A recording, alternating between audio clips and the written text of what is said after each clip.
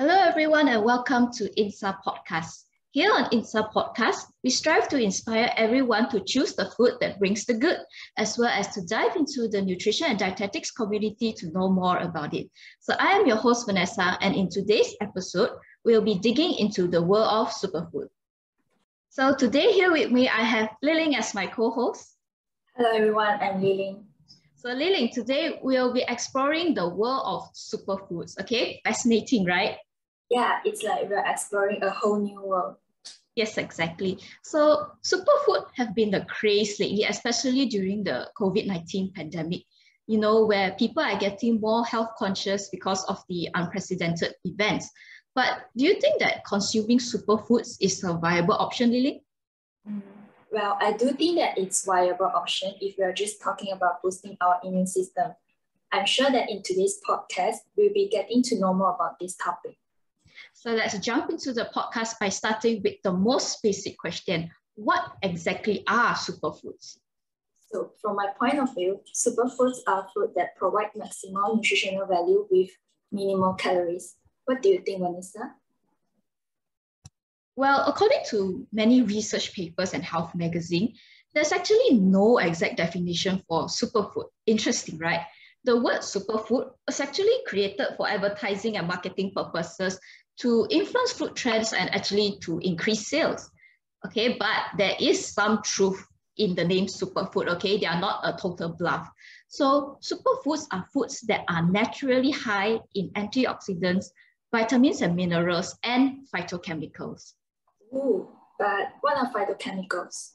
So phytochemicals are the chemicals that give fruits and vegetables their unique color, like the red color of tomatoes, pumpkins that are orange, and also the most notable green vegetables that can be seen practically in every market. Oh, now I got it. They must be present naturally within fruits and vegetables. Yes. I'm curious about those fortified foods on the market, which are pretty popular nowadays as well. What about them? Are they considered as superfoods too? Well, there's actually a funny backstory to that actually, okay? So a bit on history of superfood. Superfoods actually came about because the Western culture thinks that all those enriched and fortified foods, although they are high in vitamins and minerals because they have been fortified, are actually highly processed and wanted to avoid them. So they turned to superfood instead, which are being viewed as natural. So what's your opinion on this, Li Ling?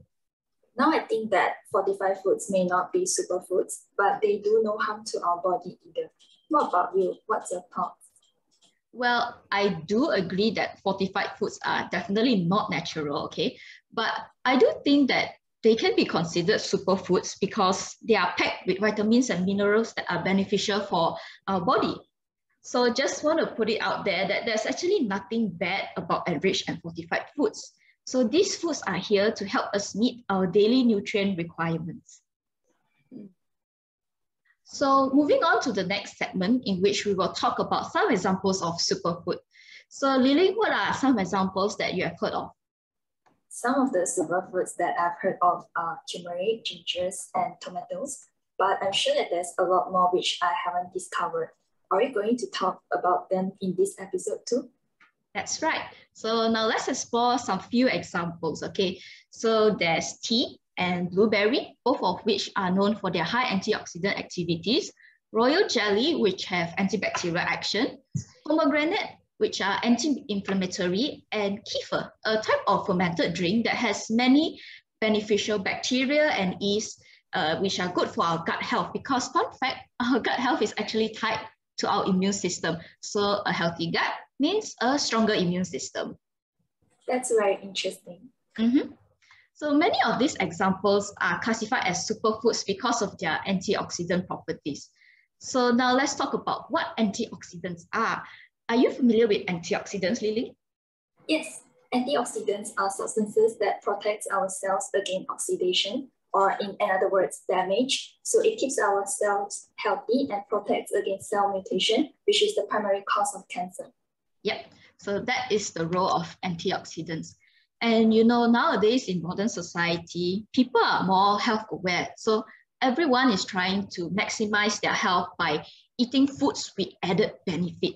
And it seems like superfood are the perfect fit to this, okay? But can superfood really promise us the benefit that it has been published with?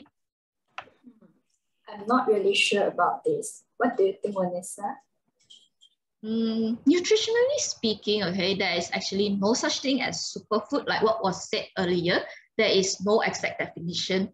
And fun fact, the European Union has actually banned the term superfood from being labeled on their products because it can be misleading. The EU did not want companies to abuse this term and to gain profit. Oh, so now we get to know a different side of superfood. Yeah, so it seems like superfoods are a bit controversial and have been published with benefits too good to be true without proper research on it.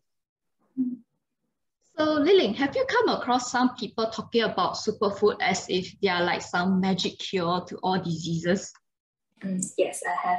I still remember those days when I was still working in the healthcare settings.